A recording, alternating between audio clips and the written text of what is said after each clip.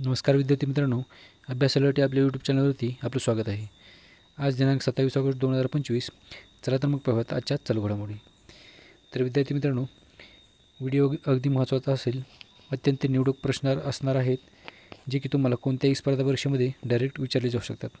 आजचा पहिला प्रश्न आहे, एक्झरसाइज मैत्री हा लष्करी सराव कोणत्या दोन देशादरम्यान होणार आहे? याचं उत्तर आहे ऑप्शन ए, भारत आणि थायलंड. तर भारत आणि थायलंड या दोन देशादरम्यान एक्झरसाइज मैत्री हा जो लष्करी सराव आहे तो होणार आहे. तर चला बघूयात आपण कधी होणार आहे. 1 ते 14 सप्टेंबर 2025 या दरम्यान हा सराव होणार आहे. आणि याचं ठिकाण आहे फॉरेन ट्रेनिंग नोड, उमरॉय, मेघालय, जे की भारतामध्ये आहे. ओके. याचं उद्दिष्ट आहे कंपनी स्तरावरून संयुक्त काउंटर टेररिझम ऑपरेशन्स करणे. ओके. चला नेक्स्ट क्वेश्चन आहे, इस्रो गगनयानचा पहिला मानवरहित परीक्षण ज्याचं नाव आहे G1 कधी प्रक्षेपित करणार आहे? याचं उत्तर आहे ऑप्शन सी, डिसेंबर 2025मध्ये.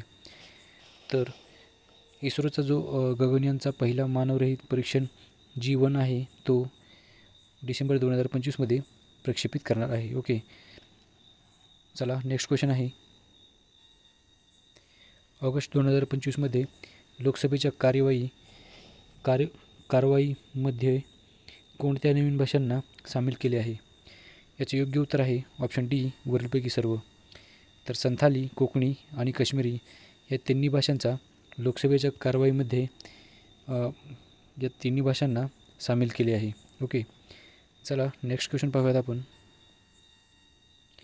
प्रश्न क्रमांक 4 आहे, ऑगस्ट 2025मध्ये सलग तिसऱ्या वेळेस भारतीय बॉक्सिंग महासंघाचे अध्यक्ष कोणाला निवडण्यात आले आहे?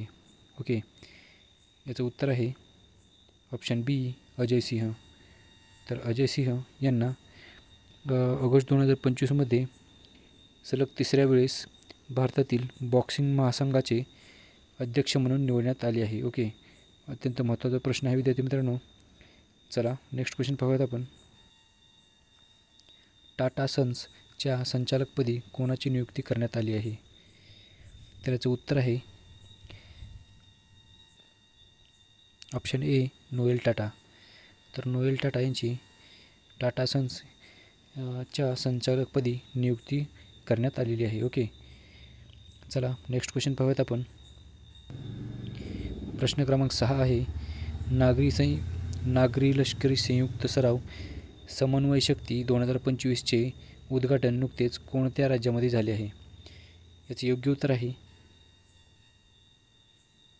आसाम. ओके. तर ऑप्शन बी, आसाम हे याचं उत्तर आहे. ओके.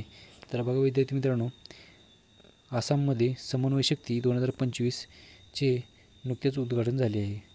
चला काय आहे हे पाहूयात आपण. समन्वय शक्ती म्हणजे काय? ओके. तर उद्घाटनाचं स्थान आहे लाईपुरी, आसाम. ओके. उद्दिष्ट आहे सुरक्षा बल, सरकारी विभाग, नागरिक संस्थांमधील ताळमेळ वाढवणे. ओके. कोणाकोणाचा सहभाग होता यामध्ये? तर बघा, भारतीय सेना, वायुसेना, स्थानिक प्रशासन, police, NDRF, SDRF, BRO, GREF, railway, औद्योगिक सुरक्षा संस्थांचा यामध्ये समावेश होता. ओके. तर याचा कार्यकाळ होता 10 दिवसाचा याचा कार्यकाळ होता. ओके. चला एवढी माहिती लक्षात ठेवा विद्यार्थी मित्रांनो. आपण पाहूयात पुढचा प्रश्न. बघा प्रश्न क्रमांक 7 आहे, महिला समानता दिवस दरवर्षी केव्हा साजरा केला जातो? तर याचे योग्य उत्तर आहे 26 ऑगस्ट. ओके. तर 26 ऑगस्ट रोजी आपण दरवर्षी महिला समानता दिवस साजरा करतो. ओके. तर चला नेक्स्ट क्वेश्चन पाहूयात विद्यार्थी मित्रांनो. प्रश्न क्रमांक 8 आहे, 2025मध्ये भारतातील दुसरा सर्वात मोठा व्याघ्र प्रकल्प कोणता बनला आहे? तर याचे योग्य उत्तर आहे विद्यार्थी मित्रांनो ऑप्शन ए, सुंदरबन व्याघ्र प्रकल्प. तर अतिशय महत्त्वाचा प्रश्न आहे विद्यार्थी मित्रांनो, याला स्टार मार्क करून ठेवा. ओके. जो की तुम्हाला आगामी परीक्षेमध्ये विचारला जाऊ शकतो. ओके. तर बघा थोडीशी माहिती पाहूयात आपण याबद्दल. 19 ऑगस्ट 2025 रोजी पशुवैद्यकीय बोर्ड म्हणजेच national board of wild life okay ने पश्चिम बंगालमधील सुंदरबन टायगर रिझर्व विस्तार करण्यास मान्यता दिली आहे. या विस्तारामुळे सुंदरबन आता भारतातील दुसरं सर्वात मोठं व्याघ्र प्रकल्प बनला आहे. तर बघा, याचं एकूण क्षेत्रफळ आहे 3629.57 चौरस किलोमीटर. ओके. तर विद्यार्थी मित्रांनो, चला नेक्स्ट क्वेश्चन पाहूयात आपण. प्रश्न क्रमांक 9 आहे. ऑगस्ट 2025 पासून भारताने कोणत्या देशासाठी आंतरराष्ट्रीय पोस्टल सेवा तात्पुरती बंद केली आहे? तर बघा, याचं उत्तर असेल ऑप्शन बी, अमेरिका.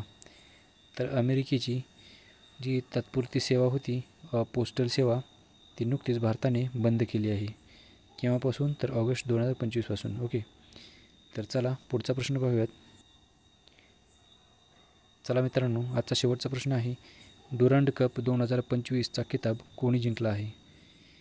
याचं उत्तर आहे option D, north east United FC. Okay. तर या संघाने नॉर्थ ईस्ट युनायटेड FC यांनी ड्युरंड कप 2025चा किताब जिंकला आहे. ओके. तर चला थोडीशी माहिती पाहूया त्यांच्याबद्दल. बघा, 134व्या आवृत्तीच्या अंतिम लढतीत त्यांनी डायमंड हार्बर FCला 6-1 अशी अत्यंत प्रभावी पराजय दिली होती. ओके. तर चला विद्यार्थी मित्रांनो, आजचे प्रश्न संपले आहेत. भेटूयात आपण उद्याच्या व्हिडिओमध्ये. जर तुम्हाला असे व्हिडिओ आवडत असतील तर चॅनल सबस्क्राईब आणि व्हिडिओला लाईक करा.